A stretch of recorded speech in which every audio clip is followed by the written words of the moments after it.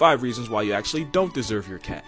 Number 1. Cats purr at a frequency that improves bone density and heals muscles and tendons. Cats are free physical therapy with whiskers. Number 2. Owning a cat can lower your risk for heart disease. In fact, cat owners are 30% less likely to have a stroke. Number 3. They make you more attractive. A study showed that 90% of single women saw men with cats in their pictures as caring and more nurturing, and they were more likely to swipe right, so I know now what I must do. Number 4. Cats improve your immune system, especially if you're introduced to them as a child. Kids that grow up with cats are less likely to develop conditions like asthma or hay fever because their immune systems don't overreact to outside stimulus and they don't fold on themselves. Number 5. Not only do cats help you live longer, they make life worth living because they fight stress, anxiety, and even fight depression. Just petting a cat can release oxytocin and reduce cortisol.